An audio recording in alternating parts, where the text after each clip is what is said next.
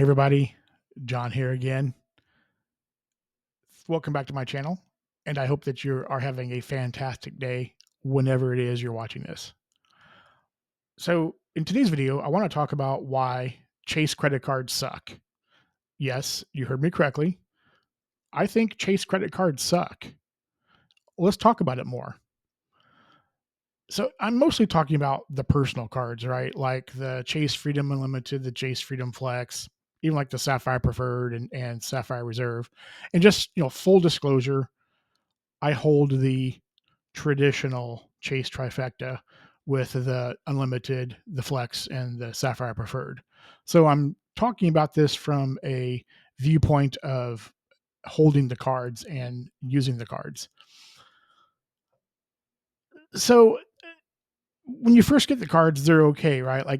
So like the freedoms as an example, the unlimited and the flex. So like a lot of times they'll come with a $200 sub, or 20,000 UR points or $200. Those are usually the offers on those cards for when you first get them. Of course, recently though, we've seen other offers like where the bonus is removed, but you get 5x on gas and groceries for a year. Or I've even seen one where there's been a 10% or 10x on groceries for a year without the sign up bonus of 20,000 euro points. There's like different variants out there depending on where you look and how you look for them. So you get that little bit of a bonus, okay, and then it's gone. And then on the Sapphire cards, normally the offers on those cards are both 60k UR points. Right now, I think it's actually getting ready to end though.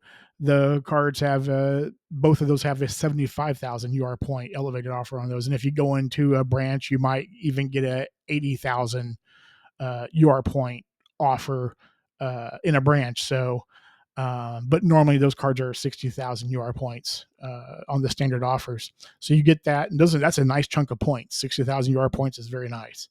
But once you get that sub though and bonus, then of course then it's just regular spend on the cards.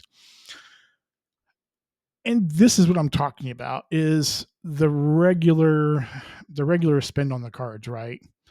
So there is so much overlap on a couple of these cards where they have the same categories, right? Like 3x dining, out, and 3x for pharmacies.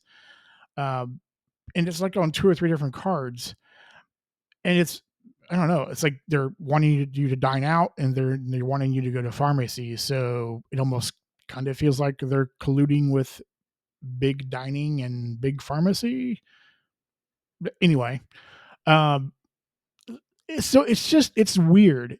As large of a bank as J.P. Morgan Chase is, like they can't or they refuse to make the cards better. And what I mean by that is, where's the grocery category at?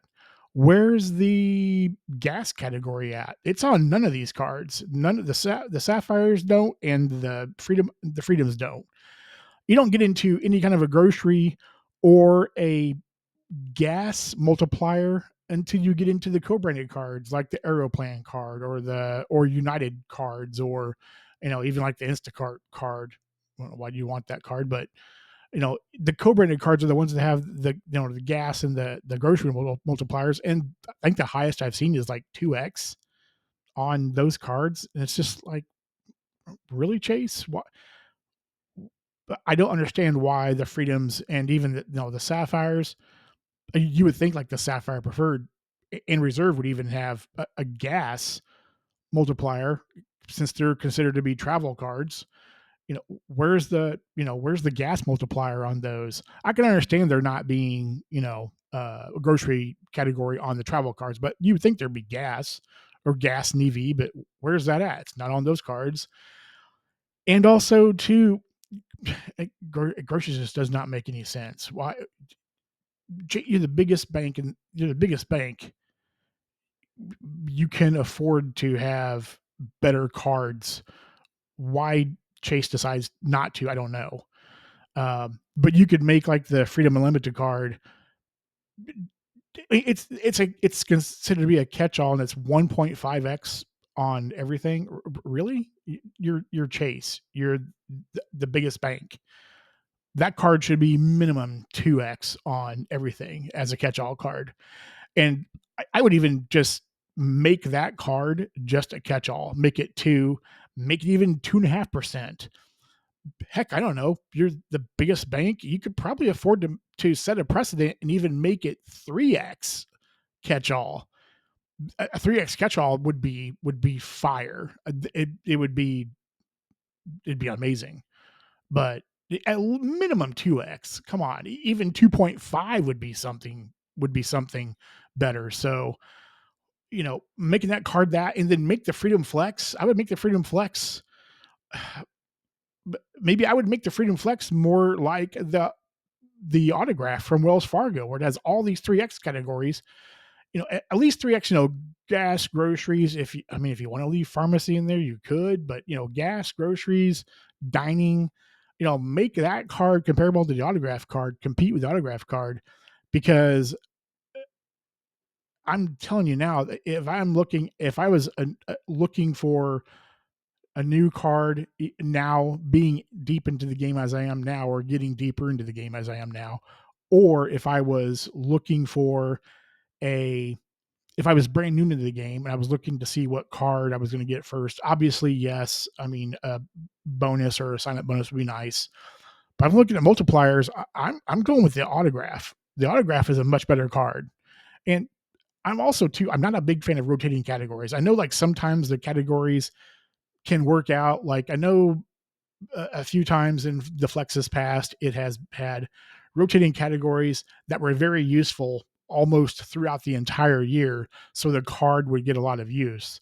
Um, but other times, like the rotating category, I'm not a fan. Make it a card that, you could make it like the Cash Plus. You could make it where you can choose your own, but I would be more satisfied with if you just made it a 3x card, very comparable to the Wells Fargo autograph, because the Wells Fargo autograph card to me is a much better card. And if I was new to the game right now, where things sit right now, I would go after the Wells cards. I think the Wells lineup is pretty good, with the active cash being in 2x catch all, the Wells, the autograph card, and then the autograph journey, to be determined yet on that card, but it's also a solid card that competes with the Sapphire Preferred. So if I was new to the game, I might be going the Wells route, and 524, which is another really stupid thing that Chase does. 524 be damned. That's a stupid rule. I get it. I get why it's Chase's way of making you, if you value UR points the most, and everybody right now, the new hotness with UR points is Hyatt, and I get it. Chase wants you to stay in their ecosystem, and we're going to make this rule that if you break this rule, then you're blocked from getting any cards for however long it takes you to get under 524. So it's great marketing from the viewpoint of Chase. They're making you scared of the Chase boogeyman, is what they're doing. So, but if I was new to the game, I would be seriously looking at getting Wells Fargo's cards first. I think there's more value there, and it makes no sense that Chase cannot make these cards better. It's unreal, and I don't understand why, with them being the biggest bank and having the deepest pockets. Anyway, that's my rant on Chase. I'm done.